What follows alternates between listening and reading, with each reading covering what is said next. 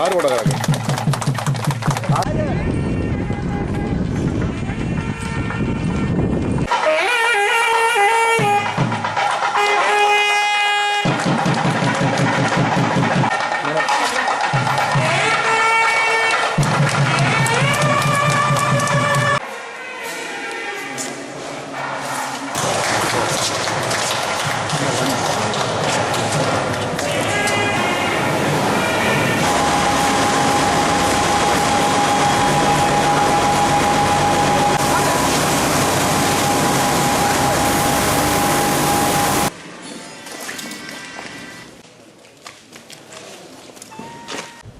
நமது நாட்டிலே தொழில் வாய்ப்பினை முடியாது.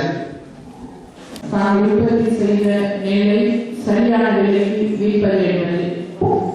அவர்கள் சரியான விலைக்கு விற்பது மட்டுமல்ல, இந்த மாவட்டத்திற்கான அரிசி தேவை கூட வெளி மாவட்டங்களில் இருந்துதான் இங்கு விநியோகம் செய்யப்படுகின்ற ஒரு துரதிருஷ்டவசமான நிலையிலே நாங்கள் இருக்கின்றோம். எனவே இந்த வகையில் நெல்லில் விளையாத மாவட்டங்களிலெல்லாம் அரிசி ஆலைகள் ஸ்தாபிக்கப்பட்டிருக்கின்ற நேரத்திலே இலங்கைக்கு பெரும்பாலான நெல் உற்பத்தியை வளர்கின்ற ஒரு மாவட்டத்தை சேர்ந்த நாங்கள் அதை சரியாக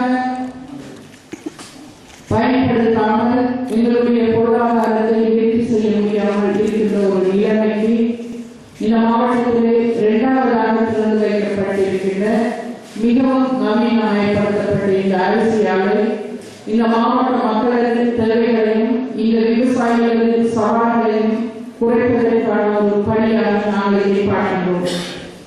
இந்த வகையிலே இந்த மாவட்டத்தின் விவசாயிகளுக்காக பல்வேறு செயற்பாடுகள் தற்போது நடைபெற்றுக் கொண்டு வந்தாலும் நாங்கள் முன்னெடுத்திருக்கின்ற மிக பாரிய திட்டங்களை உங்களுக்கு சொல்லி என்னுடைய உரையை முடித்துக் கொள்ளலாம் என நினைக்கிறேன்.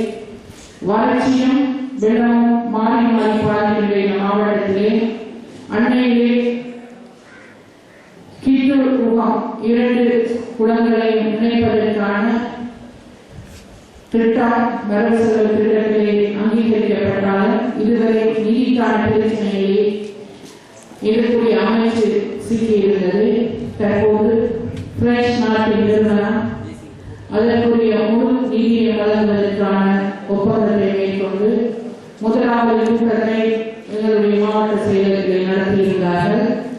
இந்த டிசம்பர் மாதத்தில் அவர்கள் தங்களுடைய ஆய்வு நடவடிக்கைகளை ஆரம்பித்து ஏறக்குறைய 2017ஆம் ஆண்டு அக்டோபர் மாதத்திலே 1வது பணிகள் ஆரம்பிக்கப்படுவதாக எங்களிடம் உறுதி கூறப்பட்டிருக்கின்றது. இதனூடாக இந்த மாவட்டத்தின் வெள்ளம், வறட்சி, குடிநீர் பிரச்சனை, விவசாயிகளுக்கு இருக்கின்ற பிரச்சனை, அவர்களது காலநிலை மாற்றங்களுக்கான சவால்கள் அனைத்தும் தீர்க்கப்படுவதற்கான உத்தரவாதம் அளிக்கப்பட்டிருக்கின்றது.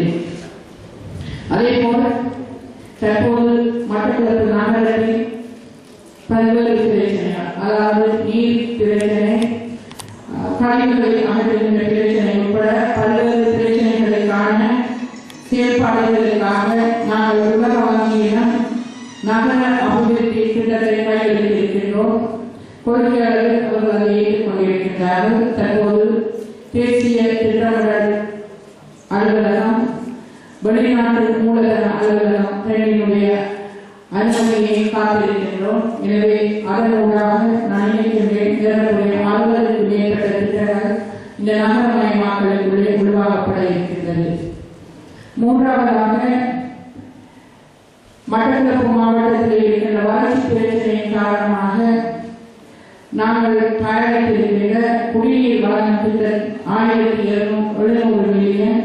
இதை ஏற்கனவே குறிக்கப்பட்ட அமைச்சரிடம் துறைசெயலிடம் கையெழுத்திருக்கின்றோம்.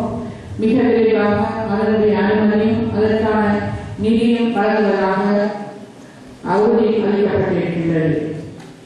இதைவிட இன்னும் பல திட்டங்களை நாங்கள் தயாரித்துக் கொண்டிருக்கின்றோம்.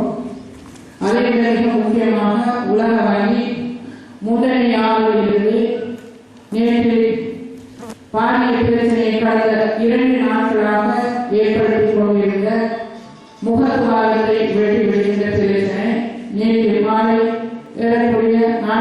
மணியிலிருந்து 7 மணி வரை நான் அந்த முகத்துவார பகுதியில் என்னுடைய அதிகாரிகளுடன் நின்றிருந்தேன். அடுத்ததாக அதற்காக அவர்கள் ஒரு வெளிநாட்டு நிறுவனத்தை ஏற்றிருக்கிறார்கள். எதிர்வரும் 19ஆம் தேதி அந்த குழுவினர் நேரடியாக விஜயம் செய்ய இருக்கின்றார்கள். நான் நினைக்கிறேன் முன்னணி ஆண்டிலிருந்து உங்களுடைய முகத்துவார வரை இருக்கின்ற வெள்ள பிரச்சனை, அதனால் ஏற்படுகின்ற அனர்த்தங்கள், அதனூடாக வறட்சியை தீர்ப்பதற்கான அத்தனை திட்டங்கள் அவர்களால் தயாரிக்கப்பட்டு அதனுடைய நிதி மூலங்கள் கையளிக்கப்படும். இந்த மாவட்டத்தில் மிகப்பெரிய சவால்களாக இருக்கின்ற விடயங்களுக்கு நிவர்த்தி இருக்கின்ற வகையிலே மிக முக்கியமான நடவடிக்கைகள் மேற்கொள்ளப்பட்டிருக்கின்றது. இதனூடாக இந்த மக்களுடைய வாழ்வாதாரம், விவசாயிகளுடைய நீண்டகால பிரச்சனை, இங்கு வாழ்ந்து வருகின்ற மக்களுடைய வெள்ளம், வறட்சி, குடிநீர் பிரச்சனை அனைத்தும் தீர்க்கப்படுவதற்கான செயல்பாடு எடுக்கப்பட இருக்கின்றது. இதன் ஆரம்பம் உறுதியாக்கப்பட்டிருக்கின்றது. இதனுடைய அதிகாரத்தை நான் போட்டிருக்கிறேன். இது 5, 6, 7 வருடங்கள் நடைபெறப் போகின்ற பாரிய முதலீட்டிலான துறை விடயங்கள் உங்கள் அனைவருடைய ஒத்துழைப்பும் நீங்கள் அனைவரும் உங்களுடைய முழுமையான பங்களிப்போடு செயல்பட வேண்டும். இதற்கான கூட்டங்களை, அதாவது பங்கு பெற்றினர்களுடைய கூட்டங்களை நிச்சயமாக சீர அமைப்புகள், விவசாய அமைப்புகள், திணைக்களங்கள் அனைவரை நாங்கள் அழைத்து அதனுடைய இறுதி தீர்மானங்களை எடுப்போம். எனவே இந்த சந்தர்ப்பத்திலே இந்த மக்களுடைய, விவசாயிகளுடைய அன்றாட பிரச்சனைகளுக்கான நிரந்தர தீர்வுகளுக்கான அதிகாரம் விடப்பட்டிருக்கின்றது என்ற ஒரு நல்ல செய்தியை கூறிக்கொண்டு இந்த முயற்சியை விவசாயிகள் அனைவரும் இந்த அரிசி ஆலையை நேரடியாக வந்து அந்த அவர்களது நெல்லை இறுதி விற்பனை செய்ய முடியும். அதன் மூலம் அவர்களுக்கு தகுந்த லாபத்தை பெற்றுக் கொள்ள முடியும். இன்று விவசாயிகளின் நிலைமையோ பரிதாபகரமானது. இன்றைய காலத்தின் பிரச்சனையால் அதன் அழிவு வருகின்றது. நோய் தாக்கத்தின் விளைவினால் அழிவு வருகின்றது. இத்தனைக்கு கடைசியாக விலையின்மையால் அந்த விவசாயியோ மனவேதனையில் ஆழ்ந்து கொண்டிருக்கின்றார். இப்படிப்பட்ட வேதனைகளை விவசாயிகளிடமிருந்து போக்க வேண்டுமானால் இப்படிப்பட்ட நவீன அரிசி ஆலைகள் ஒவ்வொரு இடத்திலும் உருவாக வேண்டும். ஏன் நாம் பிற மாவட்டத்திலிருந்து அரிசியை நாம் இங்கு கொண்டு வர வேண்டும்? நாம் தான் இந்த கிழக்கு மாகாணம் நெல் உற்பத்தியிலே முன்னிலைக்கும் மாவட்டம். ஆனால் இங்கு விளையும் நெல்லுகள் அனைத்தும் பிற மாவட்டங்களுக்கு சென்று கொண்டிருக்கின்றன. இந்த நிலை மாற வேண்டும். இன்று எமது முல்லாமலையிலே மிகவும் எங்களது நண்பர் தொழிலதிபர் ஜெகதீசன் அவர்கள் ஒரு மில் ஆலையை திறந்திருக்கிறார். அதுவும் மிகவும் நவீனமான முறையிலே அங்கு சீர் செய்யப்பட்டு தரமான முறையிலே நடந்து கொண்டிருப்பதை நாம் எல்லோரும் கண்ணுற்றுக் கொண்டிருக்கின்றோம்.